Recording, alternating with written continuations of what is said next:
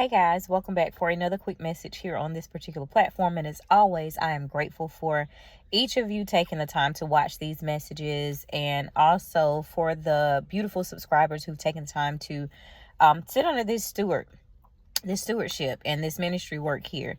And so as always, let's start with our verse of the day, which is the verse for the week, which is Psalm 46:10, which is a reminder to be still and know that our Father in heaven is who he says he is.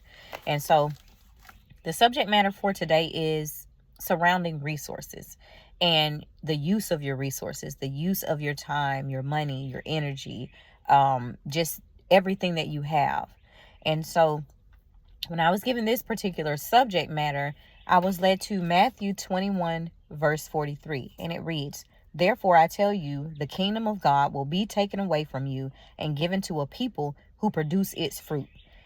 When I heard this message, and I instantly started to get the downloads, and I started to get all of the key points that he would have me to share with you, what stood out was you have to change your mindset and your way of thinking, your way of operating. And so when you change your mindset and your operation, it changes your entire life. And this is relative to your resources and everything that you've been given. And so the first component was change your habits. You have to change your habits in order for you to not be wasteful. You have to change the way that you think. You have to change the way that you go through your day. You have to change the way that you spend. You have to change the way that you eat. You have to change the way that you sleep. You have to change the way that you dress. You have to change the way in every aspect of who you are when it comes to all of these things. And so changing your mindset and your habits, when you get to that point in life, it's going to require a great deal of discipline. And I've been speaking about this, I'm just going to say, for the past couple of messages. It's been what's been placed on my heart to share with you guys. So for whoever's sitting under this ministry here, that's something that is specific that he's having me to talk about. Changing your disciplinary habits. Are you disciplined?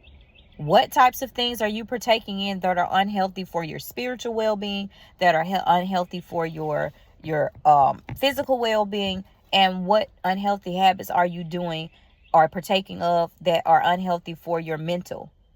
So all of these different things, if you're an emotional mess, you have to clean up the things that you're allowing to take your time and your energy. Perhaps it's your sleep pattern. Perhaps it's the way that your structure of your day. If you're in a stressful role and you don't allow yourself time or space to decompress the things that you're taking on, then you're going to stay in an emotional state of disconnectivity. And when you have that disconnectivity, what ends up happening is you fall into a state of depression. You fall into the rat race, and now you're more anxious. You're anxious about things because now you don't prioritize the avenue of prayer, which I did a message on previously, but you don't prioritize the avenue of prayer. And because you're not prioritizing the avenue of prayer, you're now allowing yourself to be opened up for those attacks through the anxiety, through becoming depressed, through feeling overwhelmed. But instead of doing those things, restructure and regroup. It's okay for you to start over. It's okay for you to remove things that you know are toxic and hazardous to your health, spiritually, mentally, physically, and emotionally, because they all have to align in order for you to live your best life. And so how are you using the resources and the time that he's given you? And so the key point that he brought to mind was a lot of us we just have to stop being lazy. We have to stop being lazy. You've been given the vision. You've been given the idea. So for example, I'm going to use myself for this. I'm a pretty disciplined person, but I was comfortable with where he positioned me, with what he'd given me in the past, and I did not want to step outside of my comfort zone. I've had this platform. He told me to create this channel back in 2020. When I was going through a great deal of things that now I've written all of these messages for, and now I'm releasing. But I could have been doing this all the time. It would have been put in place of me worrying or me being frustrated or me being, just sitting around, being unproductive. And so it's important for you to be productive. So instead of sitting around and doing nothing, make sure that you're doing things. If you know that you need to be physically active, then you need to make sure that you're up and you're moving around. If you know that you've gotten health concerns or you have health concerns and have had them in the past, then you need to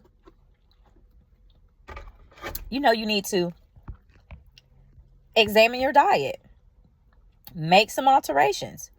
But stop being lazy and expecting everything to just kind of float and roll. That's not how life works. And so stop being lazy and be productive. You have to be proactive. You have to be in action. Faith without works is dead. And so if you're going to be depending on him to give you the instruction, you have to be obedient and follow through with it. You hearing is one thing, but when he instructs, that means that it requires you to move. It requires you to be active. You have to now do something. It's an action. Okay? And so the second key point was stop complaining and start being thankful. A lot of us get inside of our heads of, oh, woe me. Oh, this is not, my life is so much more worse than someone else. Stop comparing. Stop complaining. Be thankful. It's that simple. Every time you decide that you want to complain, find something to thank him about. It's countering your thoughts. And I released a message on that. So I encourage you to go back and listen to that as well. You have to get to the point where you transition your mindset. That is why he had me to write that down. Because it's a thought process that takes you off course. When you start to complain, you have to remember, and now he's bringing to me the account of the people of when they were exiting Egypt, the book of Exodus. Go look and see how the Israelites did not get the very thing that they desired to have and that he was leading them to because of how they complained.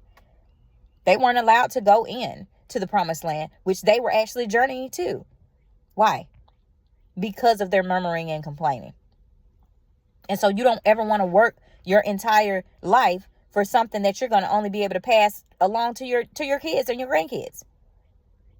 It is not supposed to be that way. He doesn't intend for it to be that way, but we can complain ourselves out of the very thing that he desires to give us through our obedience if we listen and we follow his instructions. And so don't take that lightly. Stop complaining and start being thankful. My action challenge for you in this moment is to, every time you decide that, or you're thinking about complaining, find something to thank him for it and thank him for it in that moment. Because when you continue to walk consistently in the way that our Father in heaven has instructed you to walk, guess what the enemy does? He flees. And so it's important for you to change your thoughts, change your mindset, change your habits. And then the next key point was stop being mediocre. I'm going to say that again. Stop being mediocre. You guys, I'm big on that. I do not do mediocrity. I do not do mediocrity. I am always encouraging someone else to be better than what they used to be. It is one of the reasons I enjoy the work that I do so much, is because everybody has a story, myself included. We all have a past. We all have things that we've been through, that we have experienced challenges in.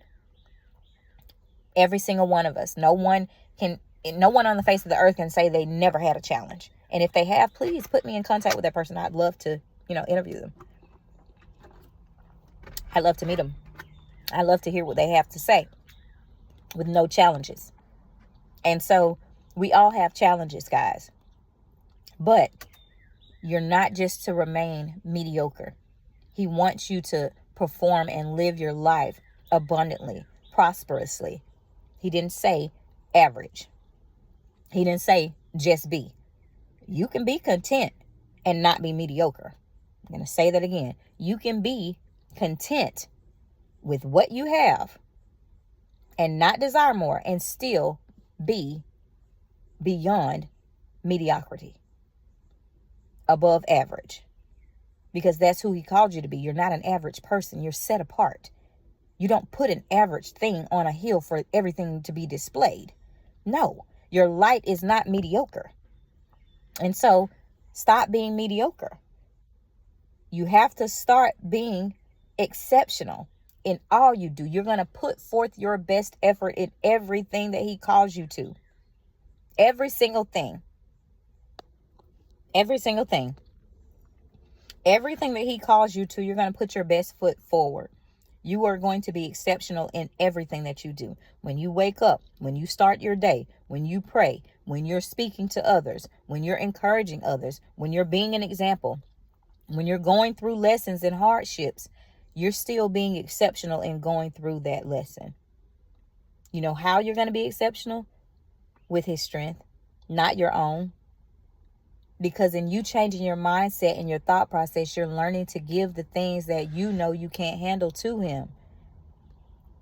Sometimes that's the test. Sometimes the test is, give it to me so that I can handle it because it's too heavy for you. And I just want you to trust me with it. I'm experiencing that season right now.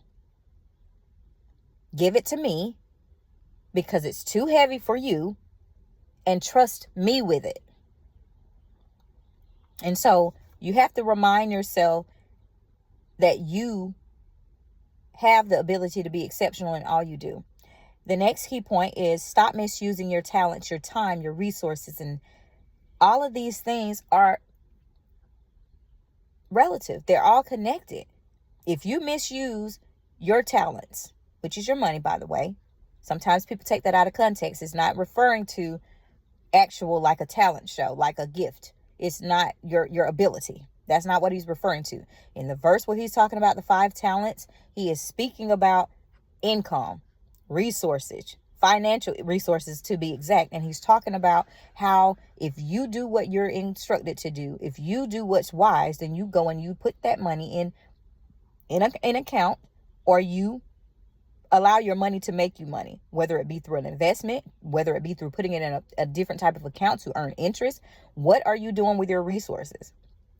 Because what you choose to do with your talents and your resources is going to be it's going to have a trickle down effect. When you look at a person that is wealthy, when you look at a person that is pretty much strategically equipped to handle any type of financial woe, it is because they've put forth the effort to organize, manage, and maneuver their finances. They are equipped. You don't just do that overnight. It is a learning process. I purchased my first home at 21 for $250,000 in 2008. I didn't come from a family that bought houses. I had to have the desire. I had to pray and seek his guidance about it. And I had to position myself to be able to obtain the knowledge and the wisdom to be able to execute those goals. And so it's no different for anybody else. Your story can be exceptionally greater than that. And for many of you, it already has been. But it depends on how you choose to position yourself. Your resources are going to be those things that you know you're putting forth and you're putting aside as well, because everything that you get, you should not be spending.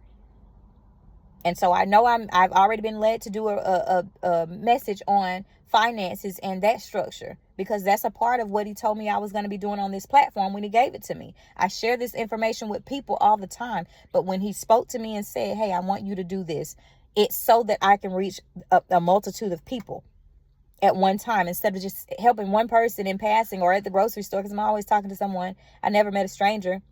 Ask my husband or ask my kids. But at the same time, I give this information freely. And it's up to that person, that individual, to do what they will with it. But at the same time, a lot of people sit on information and wisdom and they are not willing to share it. This is free information, guys, straight from our Father's mouth through me. He wants you to be able to utilize your talents to create He's giving you the power to create the wealth through the wisdom that he's giving you when you take the time to seek him and he leads you to that wisdom. And so a lot of you have to start by investing in certain accounts, not spending. Stop overspending. Stop consuming. You don't need that bag. You don't need that shirt. You don't need another suit. You don't need another pair of shoes. You barely wear the ones that you have in there collecting dust. So you don't need another car. You don't. You know, it's funny. Now he's having me talk about my earrings, and it's funny because I wear the same pair of earrings all the time. It's not that I don't have other earrings, let's be honest. But at the same time, I have a favorite pair of earrings. I could care less who thinks that I wear, and I only have one pair of earrings, because at the end of the day, if I'm comfortable in it, I'm not trying to pretend to be anyone that I'm not. If I want to wear my nice earrings, then I wear them. But at the same time, I'm not just going out and buying things because someone else thinks that I should, or they think that I can. I'm not here to prove anything to anyone.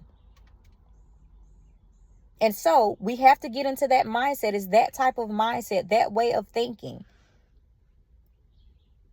So instead of keeping up with the trends and the fashion and all of these different things that are vying for the resources that we should be saving and investing for hardships, think about COVID. Think about how that looked when people went through this ordeal, and now all of a sudden all of their savings are gone because they didn't have, or their homes are gone. You don't have any resources on reserve because you did not have that preparation mentally as it related to your finances. You didn't have an emergency nest fund. You didn't have any of that. And so because of that, you were faced with those financial hardships and you lost things. What are you going to do differently in the new wave? What are you going to do differently? What are you going to do differently? What are you going to choose to do differently that is not going to warrant the same results that it did when that took place? You have to be mindful of these things, because the occurrences come out of nowhere, and then that's when everything that you were supposed to learn is going to be put to the test.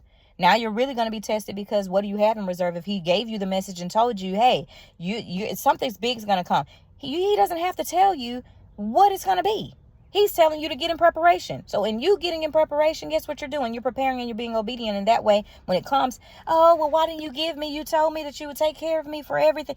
He did. You were disobedient. And because you were disobedient, then you were not cared for. It wasn't because he didn't desire to do it. It was because you disobeyed him. He told you not to spend any money, and you're out here eating out 7 times a week. He told you not to go and buy another car, and now the insurance premium is through the roof. He told you not to switch roles, but you just couldn't bear it. You had to do it because everybody else around you was doing it when he said that you were supposed to be different. And so your resources, I don't want to get caught up on that one thing because I have other points, but yeah, you have to, your resources, your talents. So relative to your finances, your time is very important, guys, because your time, while he can redeem the time, we don't get to dictate, or we don't determine, and we don't know how long we're going to be here. And so with that being the case, you don't ever want to misuse or mismanage your time. And that's something that I too had to work on, because I would have periods of time where I just don't want to do anything. But that's the only window that I had to do things. And then when it came, I either was scrambling around to kind of meet the deadline. I like to procrastinate.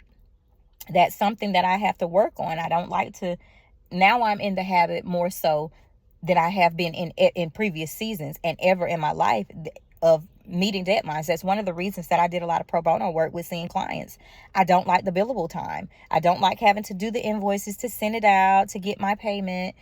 But we already know, as a contractor, as an independent contractor, when you don't bill, if you're seeing clients, guess what? You don't get paid. And so a lot of the stuff was lost, but by my hand, because I did not like to manage my time well. I did not like to put forth that extra effort to make sure things were in line.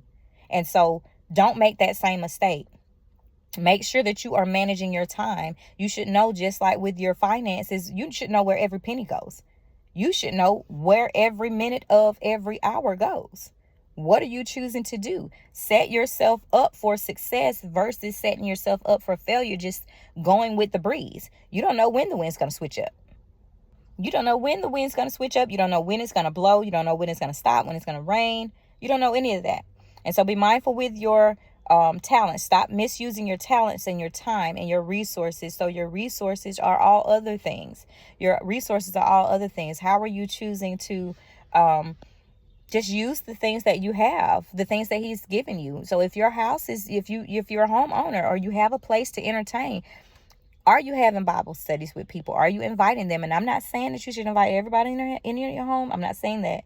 What I'm saying is, are you giving back that which he's given to you, back to him? And what I mean by that, let me break that down. Are you utilizing the gifts that he's given to you to honor him? Are you using the gifts that he's given to you? Are you giving the gifts that he's given to you back to him for his honor? That's how I wanted to say it. And so if you're giving the gifts that he's given you back to him to honor him and glorify his kingdom and his name, you're going to make sure that he's incorporated in every aspect of everything that you have, down to the very, very, very water that you have.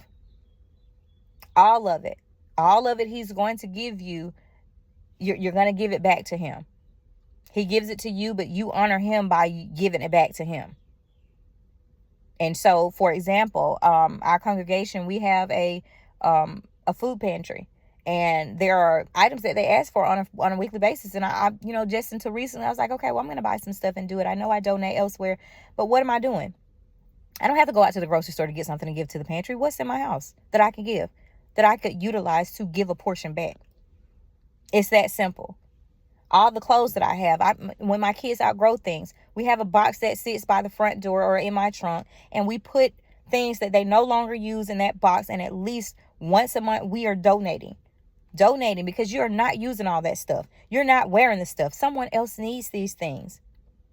Someone else needs these things and can use these things. So give your resources back to him. He always replenishes it. If he's asking you to release it, or if you've outgrown it, don't you think that he desires to give you exactly what you need? He's going to give it. You don't have to worry about it. Trust him. And so the next point is stop. Well, in relation to stop misusing your talents, your time, your resources. Instead of that, you're going to start planning. You're going to start strategizing, and you're going to start managing your time and setting budgets, and know where your time, your efforts, and your resources are going.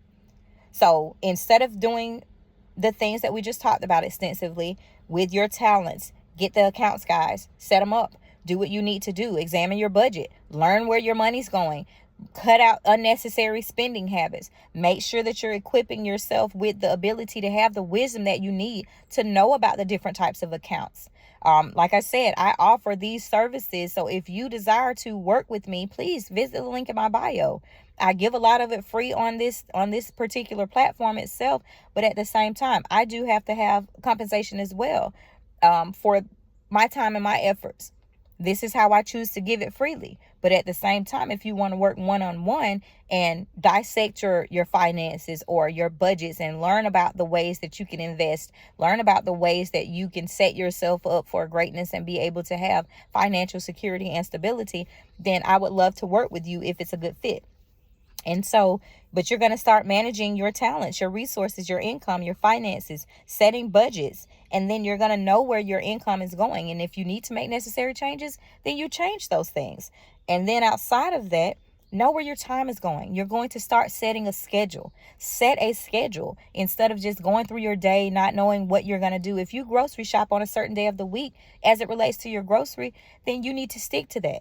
Because you not going to the grocery store every day is going to allow you to not be enticed by something that you may not need, and now you're overspending, or you spent something excessively and you didn't necessarily need it because you weren't supposed to be there in the first place. So managing your time. And then your efforts. How are you putting forth the effort? That's the mediocrity. Your effort should be exceptional. So you're going to change that way of putting forth your efforts, even if it's something that you no longer want to do. Until you get to the place where he's trying to get you, do the things that you're doing exceptionally. You never know who's watching. You never know who's going to come in or show up or try to pour into or even invest. You just never know. So always work exceptionally well at all that you do. And so know where they're going. And then the last point is Stop making excuses, guys. And so I just gave you a great bit of information. I did not anticipate this message being this long, but at the same time, you got to let the Holy Spirit flow when it's flowing. And so stop making excuses and start praying for solutions, guys. So all of these different things that we've spoken about being lazy, about complaining, about making, wasteful, excessive decisions as it relates to the use of your talents, your time, and your resources, your planning, your strategizing, managing your budget, having a budget, sticking to it. All of these different things, you can't make excuses as to why you can't change. Because if you desire change, then you can do it. If you desire change, he will lead you. He will guide you. He will support you. He will provide. He will just lay it out. I'm telling you, red carpet style, guys. You're royalty. So why wouldn't he want to give you these things? But you have to get to the point where you've decided and you're no longer straddling the fence. Don't waver. You have to stop wavering and going back and forth, because that's a wayward man. That's a double-minded standard. You do one thing one day and then the next day you're doing something else. You need to be one way or the other. And so with this, you're being called to position yourself to be great. And so when it comes to all of these things, don't make the excuses. Instead, pray about it. Pray about it. Ask him to equip you. Ask him for the wisdom. Ask him for discernment. Ask him for the guidance. Ask him for the destiny helpers. Ask him for his angelic aids. We know that many times we have people that come out of nowhere with all the information that we need. It's after we ask him first, and then he delivers that. And so that's a part of that whole lesson where you have to expect what you're praying for. If you've asked him for it, you should be expecting and receive it. And then when you know what he's sending you, you recognize it. But it all starts with what you choose to prioritize. Prioritize your relationship with him so that then he can instruct you. And in him instructing you, you have to be open-minded and open-hearted. So change your mindset, change your habits, seeking him first, listening for him to respond, and then making sure that you're equipped to be able to be obedient to whatever it is that he calls you to do. And so that's my message for you guys. I know this was a little bit long. This is actually my longest message ever. And so I just pray that you guys have an amazing day and that you're seeking our Father in heaven. As always, take this message back to him, to its entirety. And I want you to be great. Go be great in all that you guys do and be exceptionally great. Don't be just great. Be exceptionally great. And as always, guys, I look forward to the next message. And once again, I thank all of the subscribers who are taking time to receive the notifications and alerts. I'm excited, and I can't wait to see you guys on the next message. And as always, guys, if you see any of the messages and you have questions, please reach out to me via the link in the bio. I would love to have one-on-one conversations with you guys, but you have to do it in an appropriate manner, and we do keep it respectful around here. Don't come at me sideways, guys, because we're not doing that. But as always, guys, I appreciate you guys for taking the time to watch these videos to its entirety, and I look forward to speaking to you guys in the next message. Take care.